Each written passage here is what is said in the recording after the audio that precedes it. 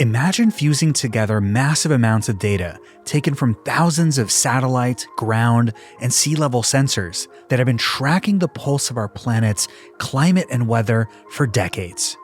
Now throw in some physics and generative AI, and what do you get? A digital replica of planet Earth. A real-life crystal ball that shows you exactly what any street on Earth looks like at any given time. You can play around, you can drill in, you can understand what was happening in 1972 on this specific day. Well, what's really exciting is to see people who aren't climate researchers go and, literally zoom in on their neighborhood and see what was happening or see what the foliage looked like at that time and understand what's really, happening. This is Dion Harris from NVIDIA, the company that's been creating a complete digital twin of the planet, appropriately called Earth 2. So I can use Earth 2 to travel back to my current neighborhood in Austin, Texas. In 1972, I can go all the way down a street level and see the oak trees lining the blocks, the green expanse of Zilker Park.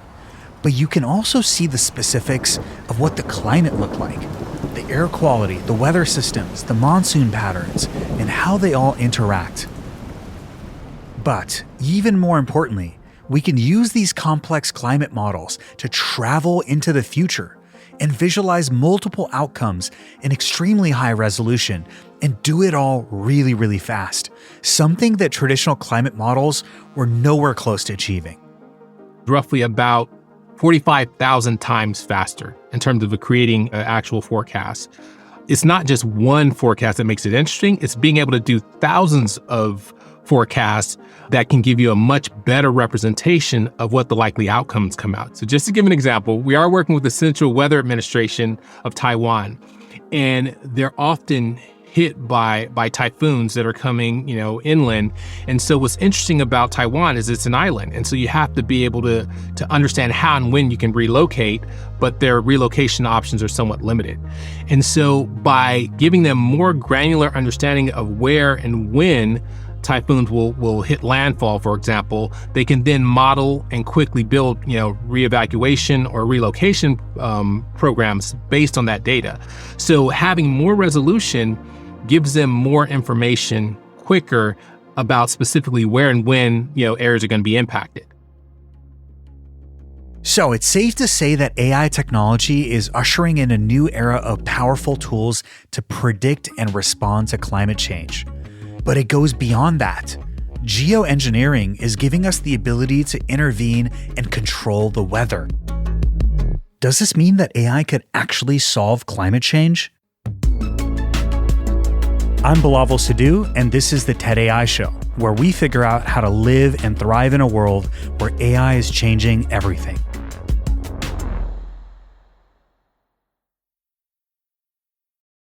Want a website with unmatched power, speed, and control?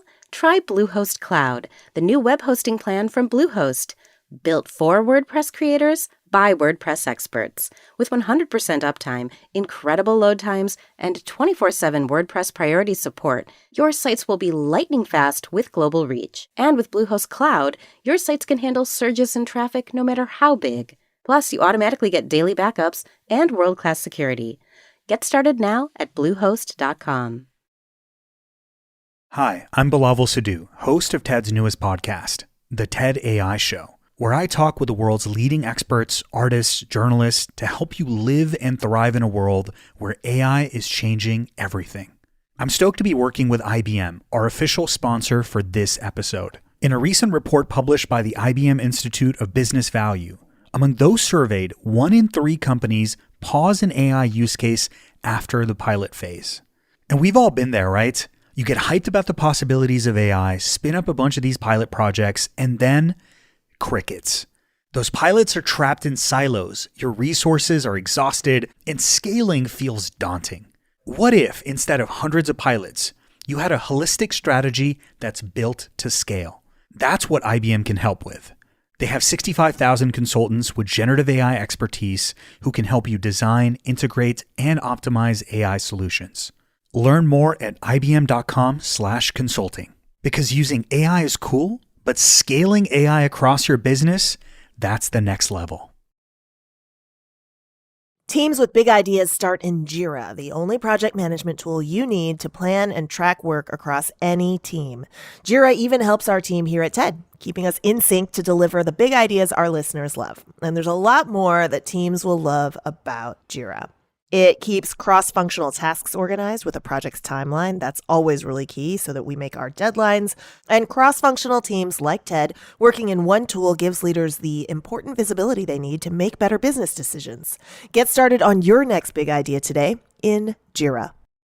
Hey listeners, I'm excited to share with you a podcast I think you'll love called The Next Wave. This show brings you fresh takes, industry insights, and a trustworthy perspective on how to implement AI to grow your business. Matt Wolf and Nathan Lands, the hosts of the show, do a great job of democratizing the expertise that is often reserved for the boardrooms of the biggest corporations out there and bringing that directly to you. Whether you're seeking to adapt your company to the AI era or simply curious about the future, this podcast will equip you with the knowledge to thrive in the forthcoming wave of change. Plus, I think you're going to enjoy the episode where I joined as a guest called Why Google Search Isn't Going Anywhere Anytime Soon. Check out The Next Wave wherever you get your podcasts.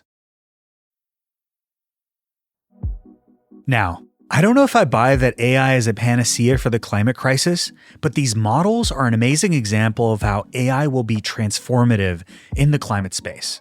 So I'm feeling very hopeful and excited. This is where we ought to be putting our AI technology to work. But with every technology, there comes great challenges and unintended consequences. And because it's Earth we're talking about, we have to tread carefully. The stakes here are massive. Our guest today is climate physicist Tapio Schneider, who's going to talk us through the promises and the perils of this new era of climate modeling. So, Tapio, you've been working in climate science for a solid 30 years now. But I want to go all the way back to the beginning. What attracted you to the climate space in the first place? As a physics student, I was always interested in the physics of everyday life. How does a refrigerator work and how does a transistor work? That kind of physics I found absolutely fascinating. And as I progressed as a physics student, I realized that the physics I was doing and learning was increasingly a bit further removed from daily life. And I decided I want to work on physics at the energy of sunlight. By definition, that's sort of the daily life physics. And that's how I got to climate as a part of physics. I must say it did play a role in my decision-making, that it matters to people. It was clear already then, 30 years ago, that global warming is happening and will impact all our lives. And that was a factor as well. But the primary motivation was wanting to understand this incredibly complex system. And what a complex system it is indeed. Yeah. I'm curious, what has been the trajectory of AI into the work that you've done, right? Obviously, statistical analysis has been a thing. We've had good old-fashioned AI as well. Right. And now, of course, we've got this generative AI, deep learning wave that's happening. I'm curious, what's been the trajectory of AI? I started out working in a biophysics group in the first wave of neural networks in the 1990s. So I had some early exposure to the early days of machine learning as it was then. But what really fundamentally changed for me was when I decided to work on more smaller scale processes, which are the processes that are most uncertain in climate models, and wanting to use data much more extensively than they have been used before. I think that's when I really started to think about how we can use data. I started collaborating with one of my colleagues at Caltech, Andrew Stewart, trying to formulate ways we can use data well for climate purposes, which is quite different from many other applications of machine learning. Can you talk a little bit more about these data sources and how those have been evolving? What's the kind of data that's most useful in your applications? So the true age of satellite observations of Earth, atmosphere, oceans started around 1980. And since then, data volume has kept increasing exponentially. Right now, we're receiving from NASA alone about 50 terabytes of data every day from space alone. And in addition, we have sensors, autonomous vehicles in oceans and the like. And it has become a very data-rich field, the climate sciences, in ways that they were not 30, 40 years ago. So the way the data that we have are most commonly used right now is for weather forecasting. So whenever you get a weather forecast, what has happened before you get it is that a weather forecasting center has assimilated all the data we have, and you use that as the initial condition for forecast. This has led really to a big jump in the quality of weather forecasts that many people don't quite appreciate. It's about 25 years ago with something called 4D variational data assimilation. It led to a big jump in the quality of weather forecasts we have. What's interesting is that in the climate space, so when you think about now let's run a model that's a bit like a weather forecasting model, but run it for decades or centuries and say what will happen decades from now. Their data have been used much, much less extensively, primarily to evaluate models, to say this model is good or bad after the fact, but not directly to inform the model. And that's the piece that we want to change in this Climate Modeling Alliance, the CLIMA project I'm leading, is use the data directly to inform the model to achieve higher quality of predictions and projections for the future. Okay, to make this a little bit clearer, basically Tapio is advocating for using all this observational data that's just sitting around, not merely to evaluate the models, based on the predictions that they produce, but to train the models themselves. So they keep in mind all that historical observational data to do better climate modeling. So I'm curious, Tapio, has the impact of these recent AI developments altered your expectations for what's going to be possible with these models that are specifically focusing on, climate predictions on these longer time horizons? Yeah, definitely. It's maybe useful to talk a little bit about how these models are being developed and what a day in my life used to look like. These models are essentially solving Newton's laws and the laws of thermodynamics on a large scale on a global grid. But the problem is that the meshes of this grid, they have a size of somewhere between 10 and 100 kilometers is typical today. And there's a lot of stuff that are much smaller in scale than the mesh size of a climate model. Okay, so what Tapio is saying here is important, so let me break it down. Imagine the entire Earth as a giant puzzle. Climate scientists are trying to solve this puzzle, but they only have very large pieces to work with, each piece representing an area of 10 to 100 kilometers. They use these pieces to build a picture of how these climate systems work, fitting them together and seeing how they interact. The problem is there are many tiny but important details, like clouds, that are way smaller than a single puzzle piece. It's kind of like trying to see a butterfly in a puzzle where each piece is the size of a car. In other words, the resolution of traditional climate models is way too fuzzy to be able to discern these tiny, important details in clarity, thus creating a lot of uncertainty. And as you'll hear from Tapio, AI is able to mitigate this problem. And so what you had to do is find some empirical way of representing what clouds do, given what you know on larger scales, on the mesh size of the climate model. And that was a pretty tedious process, and it has been reasonably successful, but in this process and the lack of complete success of this process lie pretty much all uncertainties in climate predictions. And what machine learning tools change is that for these small scales now, we can learn what they do from data. A lot of companies that are delving into machine learning are experiencing this issue of they're not really grounded in the physics of the real world, right? I mean, just to give you an orthogonal example of video generation, a person's running backwards on a treadmill, right? Or a glass is breaking and it's behaving like plastic because, this model doesn't understand sort of the cause and effect relationships and sort of the rules of physics that govern that environment. What's the type of work that y'all are doing to anchor these predictions that you do into the physics of the real world? Yeah, it's a good analogy, actually. I mean, what you don't want is a climate model that hallucinates physics, right? And for a video or even for a weather forecast, if there's something wrong, well, it looks funny and you correct it, right? For a weather forecast, if it's wrong too often, we don't trust it and go to a different source. The additional challenge, of course, for climate is that you do not have an easy validation case. You do not immediately know when something goes wrong if it takes years or even decades for these changes to become manifest. So what do we do to deal with this problem? What we do is we use the laws of physics that we know, and embed machine learning tools inside the laws, inside conservation laws. And that gives us, if you wish, an insurance policy that what we produce is reasonable. And even more to the point, what we want to predict is something we have no data for. We don't have data for the future, and the future can be entirely different from what we're currently seeing. This is known as the out-of-distribution challenge in machine learning. So by using physics as far as we can, it helps with this out-of-distribution challenge as well. That's a really good point. Obviously, the future is unknown, but this is like as close as we can get to a real crystal ball. So with advances in, we're obviously sensing the world in greater fidelity and greater frequency. We've got this beautiful tool that is machine learning, and you're anchoring it in the laws of the real physics that govern the real world. I'm curious, what are your hopes for what these models will be able to do in the very near future? Yeah. So maybe let's start from what we need and then say how we get there. I think what we need is assessments of risks, extreme weather, extreme climate risks for the next few decades. Climate is changing. We need to mitigate as much climate change as we can, but some climate change is unavoidable. We need to get ready for what is coming and build our infrastructure so that they're right-sized and cost-effective for the world we'll all inhabit 10, 20 years from now.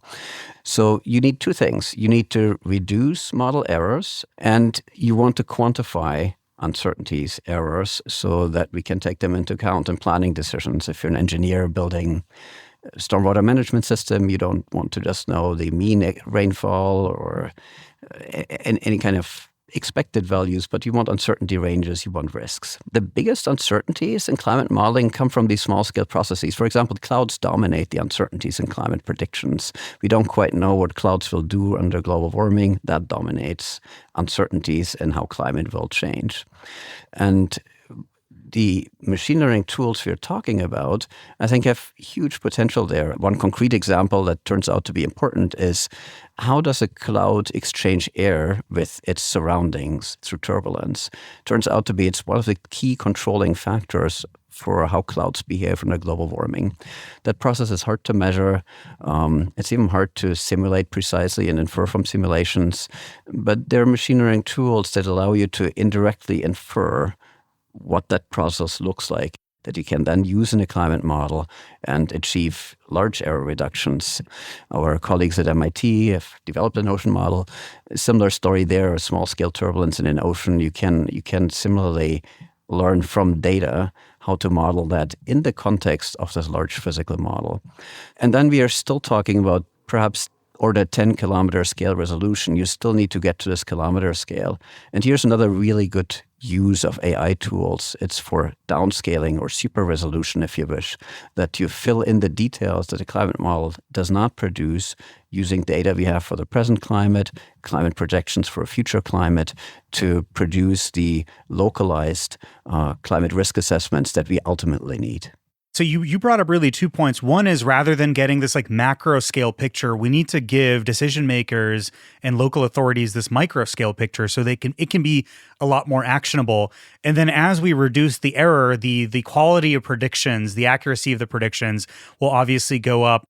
Will there be a feedback loop there where basically machine learning will allow us to get better at predicting the future as we collect actual data? Or will that window keep moving out and the future will always be unpredictable? No, we will get better and better at predicting what will happen, at least, say, for the next 20 to 50 years or so. I think that's a good time horizon to focus on.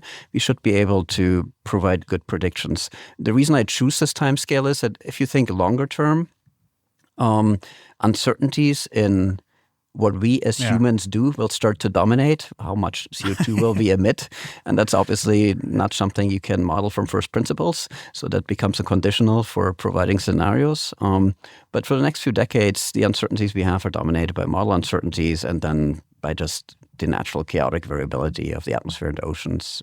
So the model uncertainties we should be able to reduce dramatically. And then there's just no way to do this locally alone. The globe, it's all interconnected. But to get the local information, then you need these downscaling tools, risk assessment tools. So you need to build a value chain of models that are interlinked. And in the end, you want people to use all that information. So it's one thing to say, I have a fantastic diffusion model for downscaling, but it's quite a different story now to give this in the hands of people who need this information, a small town planner. So you need to build good user interfaces that make it very easy for stakeholders to access this information in their decision workflow. Support for this show comes from LinkedIn. If you are a B2B marketer, you know how noisy the ad space can be. A lot of noise. If your message isn't targeted to the right audience, it'll just disappear. But with LinkedIn ads, you can be a lot more precise. You can reach the professionals who are more likely to find your ad relevant, because LinkedIn has targeting capabilities to help you reach folks by job title, industry, company, and more. You can stand out with LinkedIn ads and start converting your B2B audience into high quality leads right away. I've learned so much about the vastness of LinkedIn because it does seem like everybody is on there. So it's helping me find some leads or think of connections that I wouldn't have otherwise thought of without the technology. It's helping me stay informed and stay educated. Start converting your B2B audience into high quality leads today. We will even give you a $100 credit on your next campaign. Go to linkedin.com/TEDaudio to claim your credit. That's linkedin.com/TEDaudio. Terms and conditions apply. LinkedIn, the place to be, to be. Canva presents a work love story like no other. Meet Productivity. She's all business. The Canva doc is done. Creativity is more of a free thinker. Whiteboard brainstorm. They're worlds apart, but sometimes opposites attract. Thanks to Canva. The data is in the deck. And now it's an animated graph. Canva, where productivity meets creativity. Now showing on computer screens everywhere. Love your work at canva.com. I love your point about good user interfaces, and it actually begs the question, how do we translate these insights that you're getting from these models into climate action at that local level? Can you paint a picture of how those local decision makers would engage with this type of data? So climate action, I think we need to distinguish two pieces. There is mitigation, so reduce emissions, and there's adaptation, adapt to whatever is coming. I think for the mitigation part, that's largely a policy problem and technological progress problem. In some ways, we know enough about the climate system. Additional information is probably not going to change the picture there very much. But for the adaptation part, any public-private sector organization that makes any decision of reach of a few decades will have to adapt to climate change. A municipal planner will want to plan stormwater management infrastructure. That's one type of information they need. Information on precipitation extremes decades from now. An architect, building designer will want to build a building in which it's still comfortable to be inside a few decades from now. So they want to know temperature, probability of temperature extremes, prolonged temperature extremes for some time. At the downstream end of this value chain, what you need is an ecosystem of tools that caters to different sectors specifically and meets people in their decision-making process. I think once you have those tools available, that will trigger action, right? Flood protection is, of course, another good example. Rising sea level, increased risk of storm surges with rising sea level. You want to know what those risks are and then proactively design your levees, your built infrastructure accordingly. I think that's a kind of climate action that will be triggered with better science and better information on the risks. Again, there's the whole mitigation side, which is hugely important, of course, where the scientific information, it's important, but in some ways we have what we need. We know we need to reduce emissions. Exactly. I mean, it's almost like we know what action we have to take to prevent climate catastrophe, and we have to do it now. But we still have a hard time sort of visualizing the impact of that action, or really even the lack of that action in a very concrete way. And so climate change obviously has become really politicized or polarizing as a topic. But maybe when you have that model in front of you, it might become more clear cut. So do you see a world in which these models and applications built on top of them would make these risks seem more tangible and more real to people, and thus more important to address as a society? I want these risks to be tangible and easily accessible to people. Having, say, apps for consumers where people can contextualize what's currently happening and put it in context of future risks, I think it would be tremendously helpful in raising awareness for what is happening. You mentioned polarization. I have to say, as far as the climate change questions are concerned, it is still clearly polarized, but I would say polarization is decreasing. There's just a reality that climate is changing. At this point, if you're a business and you make any decision that has a reach of a few years to decades, you would just lose money if you don't think about climate change, and that becomes the lowest common denominator that people can agree upon, that they have to worry about it. I expect the polarization to further decrease on this issue simply because you can't deny that climate change is happening, and now it's just a question, what do we do about it?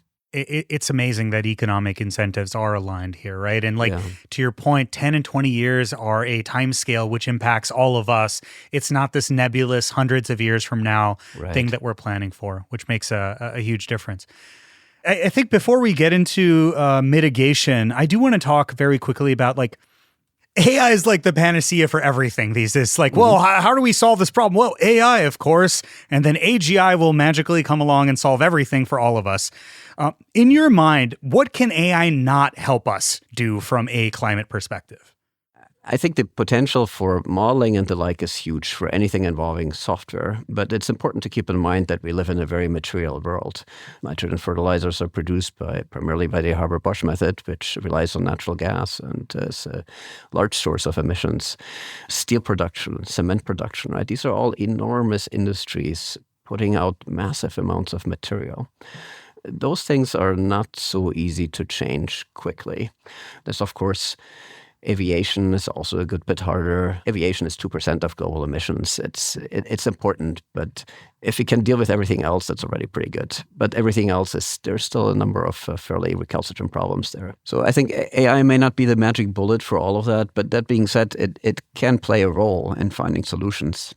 Now, will the next large language model find us a way of producing nitrogen fertilizers that doesn't involve using natural gas and leads to greenhouse gas emissions? Well, we are definitely not there yet. There are folks out there that are advocating for, more stronger intervention, right? And so there's been recent popularity in cloud seeding. In fact, I'm aware of, 23-year-old kids who are doing startups that are going gung-ho about this in El Segundo. And so I'm kind of curious, you outlined the complexity of this problem of modeling this weather phenomena at this it's very hard to model a system this complex, but does that end up having some ripple effect in some other part of the world?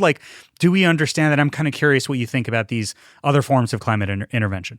There are climate interventions on different levels, from speculative to things that can actually be done. Seeding clouds to make it rain in a given place, that has been tried since the advent of weather forecasting. In fact, that was the original hope when John von Neumann and others started weather forecasting programs in the wake of World War II, that it would lead to weather modification. By and large, these programs have not been successful. The other way in which you can seed clouds is under this heading of geoengineering, where you just change the cloud cover of Earth, especially low clouds over the oceans, that will reflect more sunlight and that will offset some of the warming that comes from increasing greenhouse gases.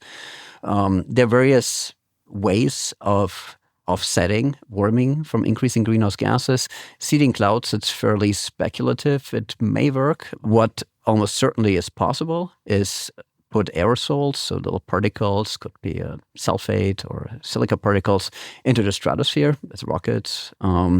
They would reflect sunlight. It would lead to cooling, offsetting some warming. That seems technologically feasible. It's relatively clear that it would be doable to do this. You could offset the warming. What you could not offset easily are precipitation changes that go along with global warming. So the real challenge with these kinds of scenarios becomes who is in charge of controlling climate globally. Some warming in some parts of the world may be quite desirable for agriculture in the Arctic, say.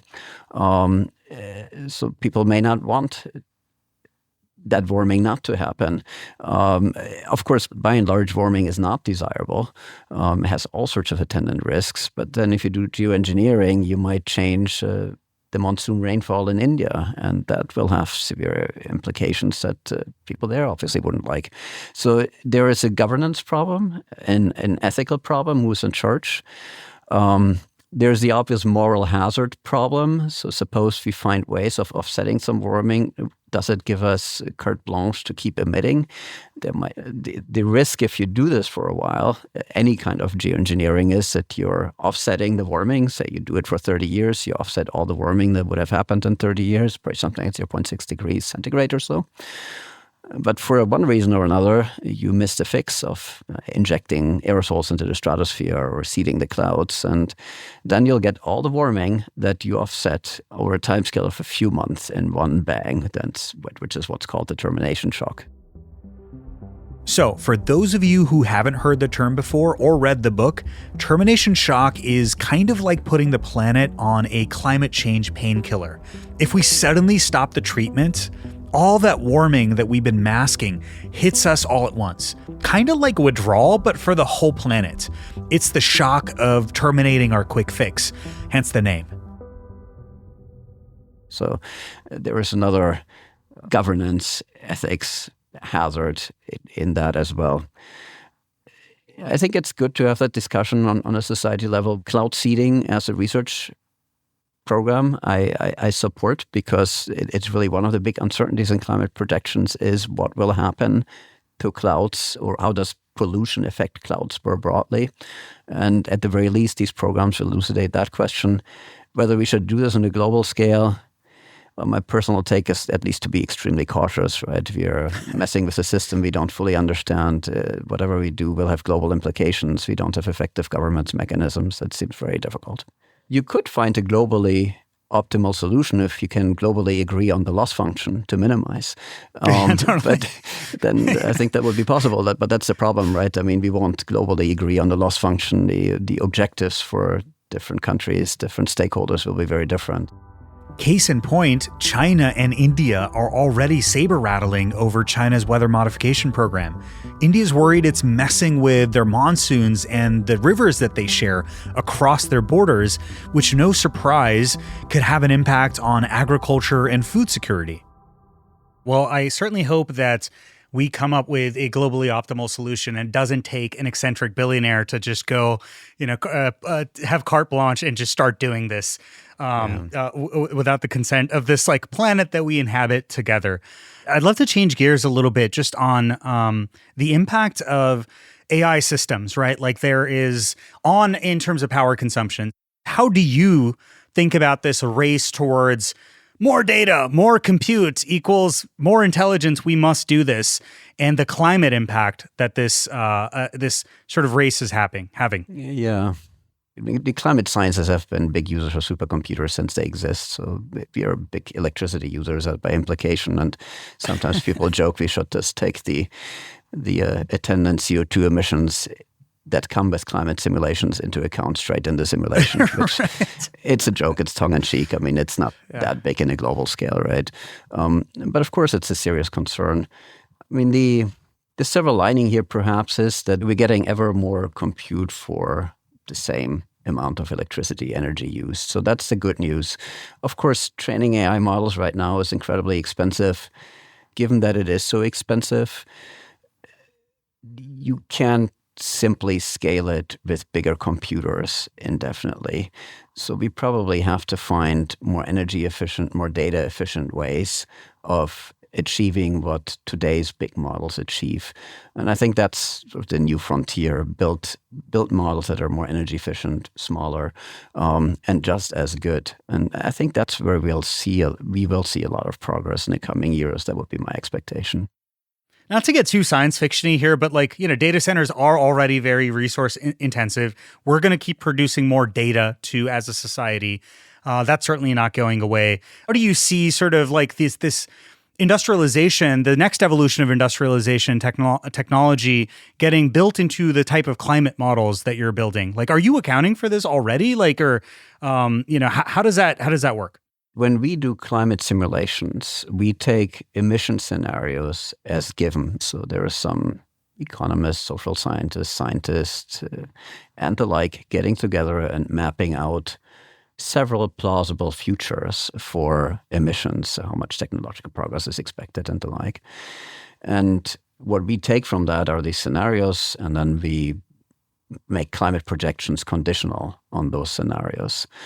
The unambiguously good news is the rapid decrease of the cost of electricity that is renewably produced. The cost of solar power has decreased by almost a factor of 10 and roughly over the last 15 years or so.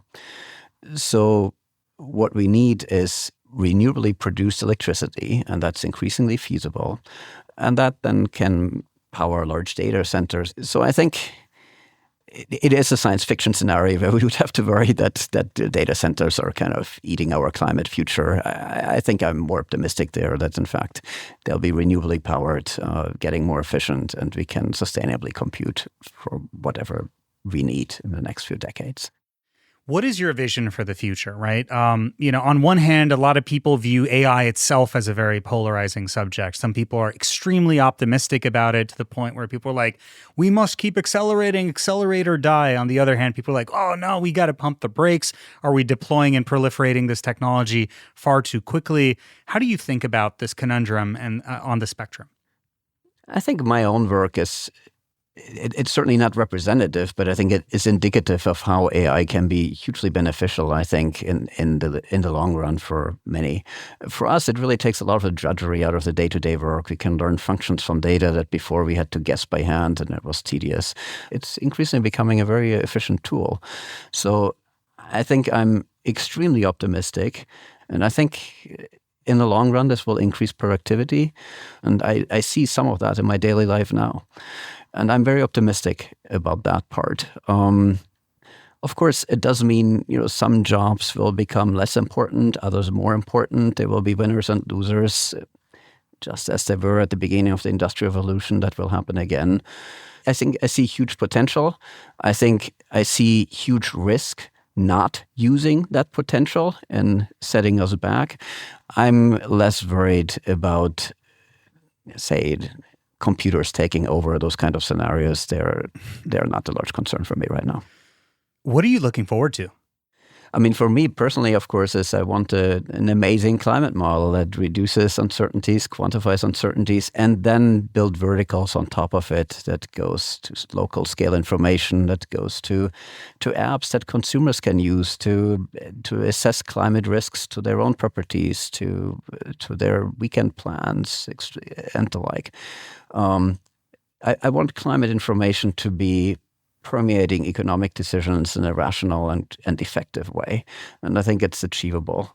One easy one is anyone who purchases property, right? You like to know what the risk of flooding and wildfires in that area are, and like to know this with granular accuracy and in a way that you can trust.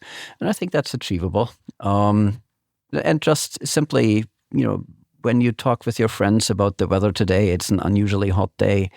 Have contextual information. How unusually hot is it in the past? What is this going to be like 10, 20 years from now? Just inform daily discourse with that type of information. I would find that incredibly helpful too. Tapio, thank you so much for your time. It was a pleasure talking to you, and I'm really, really, really, really enjoy this conversation. And me too. Thank you. Thank you, Bilawal.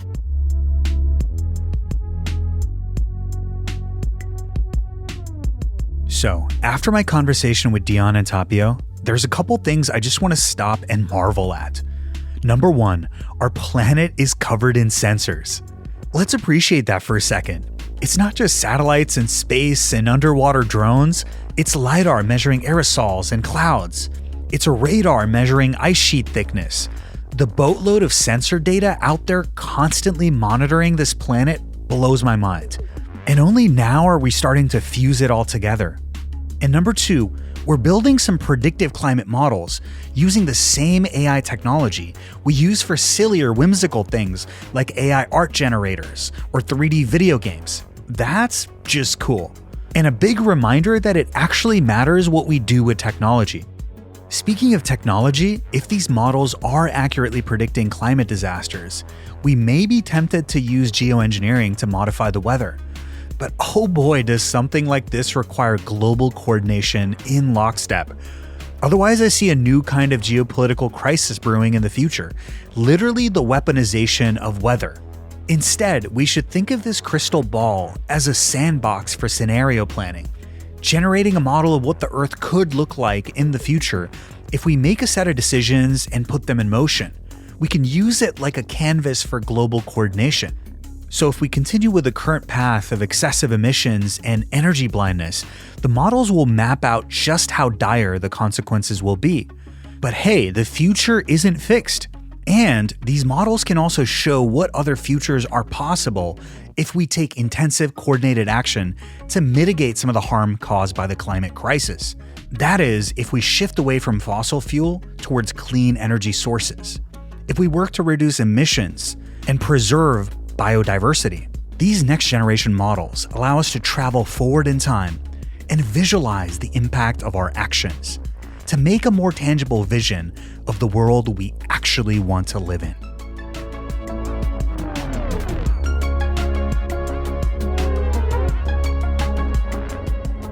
The TED AI Show is a part of the TED Audio Collective and is produced by TED with Cosmic Standard. Our producers are Ella Fetter and Sarah McCrae. Our editors are Ban Cheng and Alejandra Salazar. Our showrunner is Ivana Tucker, and our associate producer is Ben Montoya. Our engineer is Asia Pilar Simpson. Our technical director is Jacob Winnick, and our executive producer is Eliza Smith. This episode was fact-checked by Dana Kalachi. And I'm your host, Bilawal Sidhu. See y'all in the next one.